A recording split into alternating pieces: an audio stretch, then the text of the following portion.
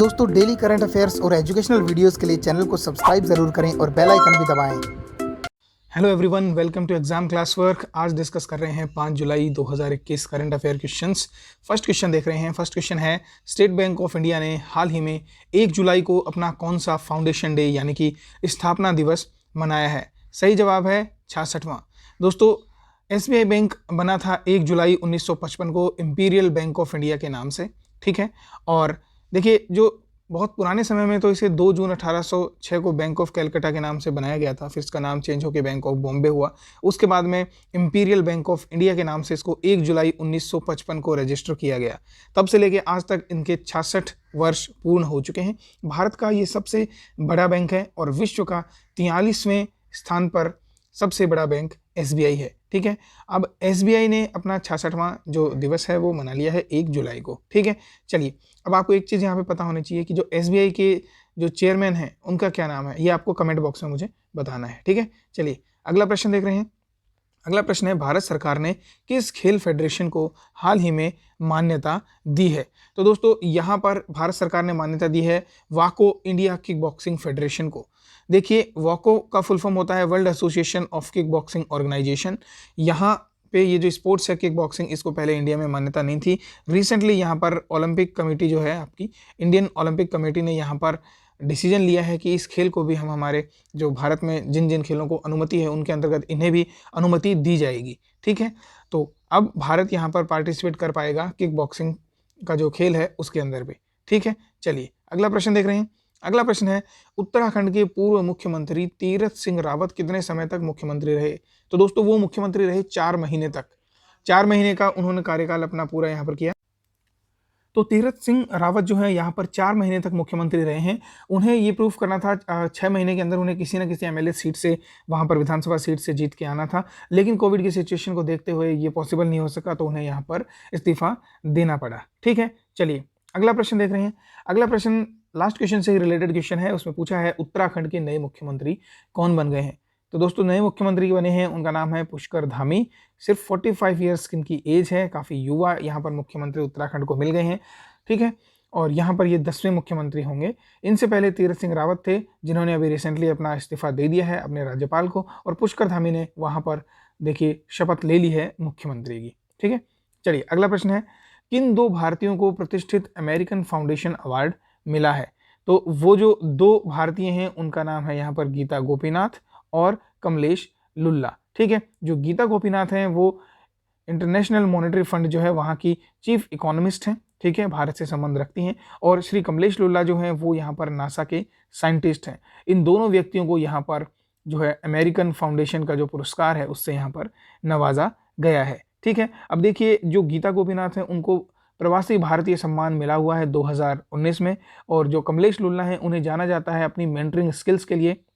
विज्ञान, technology, engineering और mathematics यानी स्टेम इसको बोला जाता है। इस फील्ड में कमलेश लुल्ला की जो मॉनिटरिंग स्किल्स हैं और जो यहाँ पर इन्होंने पढ़ाने का कार्य किया है, जो नए बच्चे आ रहे हैं उन सबको आके, जो नए साइंटिस्ट आ रहे हैं उन सबको यहाँ पर ट्रेनिंग और उनका जो स्टडी का जो सारा जिम्मा ये यहाँ पर इन्होंने संभाला हुआ है, ठीक है। तो यहाँ इनको ये जो आपके गीता गोपीनाथ और कमलेश लुल्ला हैं उन दोनों को ये अवार्ड यहाँ पर मिला है, ठीक है। देखिए, इनके साथ ही यहाँ पर फाइजर के चेयरमैन और CEO जो एल्बर्ट बोर्ला हैं और गूगल के डायरेक्टर हैं जो इवान पॉपवेरे, उन दोनों को भी यहाँ पर ये पुरस्कार दिया गया है, ठीक है।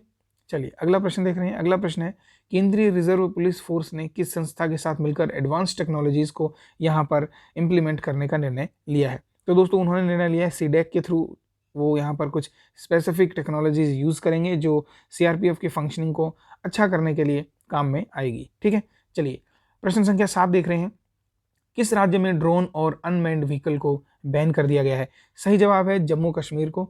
दोस्तों जम्मू कश्मीर के श्रीनगर शहर में ड्रोन और अनमैन्ड व्हीकल को परमानेंटली वहाँ पर बैन कर दिया गया है। अभी आपको पता है कि कुछ दिनों पहले यहाँ पर एक ड्रोन से यहाँ पर एक्सप्लोजिव डालने की कोशिश की गई और मेजर यहाँ पर नुकसान करने की कोशिश करी गई थी, लेकिन वो चीज़ किसी तरीके से वहाँ पर वो संभव नहीं हो पाई थी। तो अब यहाँ पर जो इंडियन एयरफोर्स है वो काफ़ी सजग हो गई है और यहाँ पर जम्मू कश्मीर की गवर्नमेंट ने भी डिसाइड किया है कि ड्रोन और अनमैन्ड व्हीकल्स को यहाँ पर प्रॉपरली बैन कर दिया जाएगा ताकि इस तरह की समस्याओं से बचा जा सके, ठीक है। चलिए अगला प्रश्न है, ब्रिक्स की 6ठी कल्चर मीटिंग की अध्यक्षता किसने की है? तो दोस्तों ब्रिक्स की जो अभी मीटिंग हुई है उसकी अध्यक्षता प्रहलाद सिंह पटेल ने करी है और इसमें यहाँ पर जो कल्चरल मीटिंग करी गई है इसके अंतर्गत वहाँ के आपस में जो आदान प्रदान आप समझ सकते हैं कल्चर का, वो सब यहाँ पर देखिए इस चीज़ पे डिस्कशन हुआ है। अब आपको पता होना चाहिए कि ब्रिक्स में कौन कौन से देश होते हैं। तो ब्रिक्स में दोस्तों Brazil, Russia, India, China and south Africa यहाँ पर कंट्रीज़ शामिल हैं। तो 5 देशों का ये समूह है मिलके,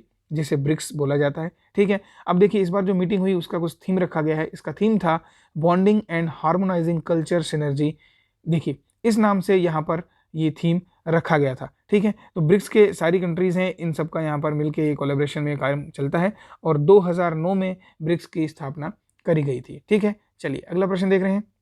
अगला प्रश्न है, वर्ल्ड हेल्थ ऑर्गेनाइजेशन ने किस देश को मलेरिया मुक्त घोषित कर दिया है और एक सर्टिफिकेशन भी यहाँ पर दिया है? सही जवाब है चाइना। दोस्तों चाइना ने 70 साल की कोशिश करके यहाँ पर मलेरिया को पूरी तरीके से अपने देश से बाहर कर दिया और मलेरिया मुक्त घोषित कर दिया है अपने देश को। तो यहाँ पर चाइना कंट्री बन गया है जहाँ पर मलेरिया का पिछले 4 साल से एक भी एक्टिव केस नहीं पाया गया है। ठीक है, चलिए अगला प्रश्न देखेंगे।